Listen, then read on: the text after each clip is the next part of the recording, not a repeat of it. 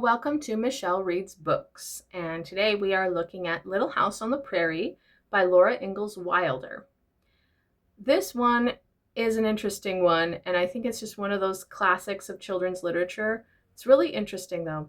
But the summary is kind of short today, but I want to give you my opinion afterwards. The novel is about the months the Ingalls family spent on the prairie in Kansas. The family has a long trip there, with the children walking most of the way.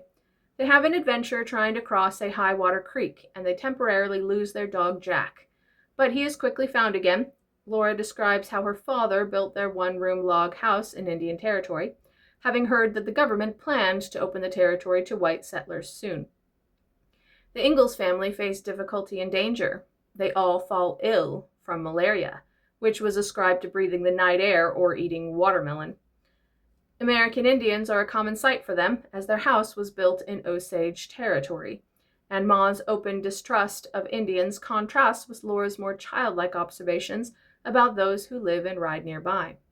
They begin to congregate at the nearby river bottoms, and their war cries unsettle the settlers, who worry that they may be attacked. But an Osage chief who is friendly with Pa is able to avert the hostilities.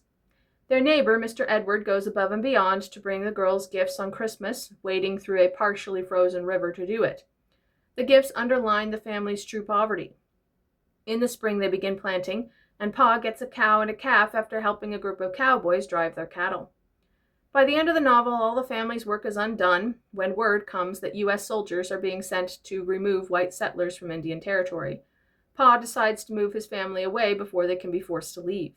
They pack up all they can carry, but must leave the plow, house, and all their crops behind.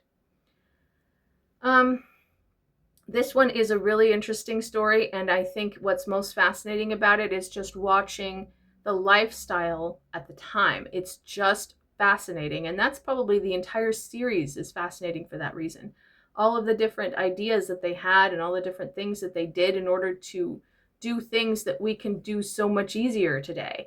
You know, like they had to dig a well, for example, and today we just turn on the water, things like that. And it's really fascinating to watch the process. Also, when the whole family gets sick and nobody can do anything, and then Mr. Edward comes and takes care of their animals and stuff for them, which was super kind, but like if they hadn't, the animals just would have died.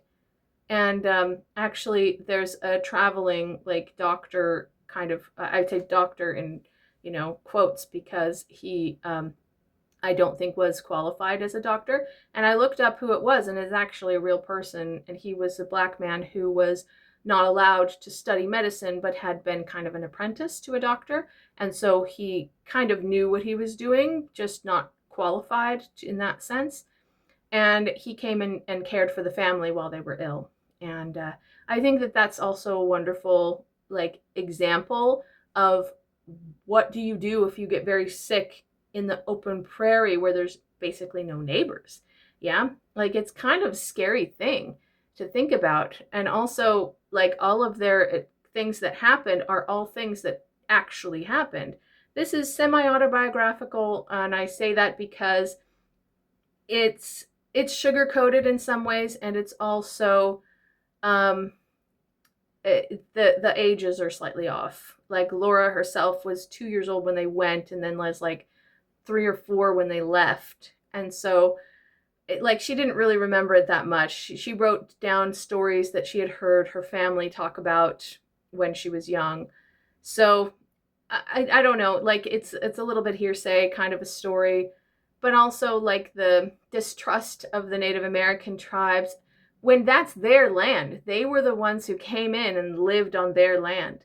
And in the end, they said that there can't be any white settlers here because the land belongs to the Native Americans. You're encroaching on their land. Yeah.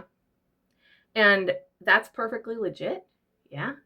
That is absolutely reasonable that the Native Americans had land of their own. It took me about 4 hours to read, and let me know what you think in the comments below, and happy reading.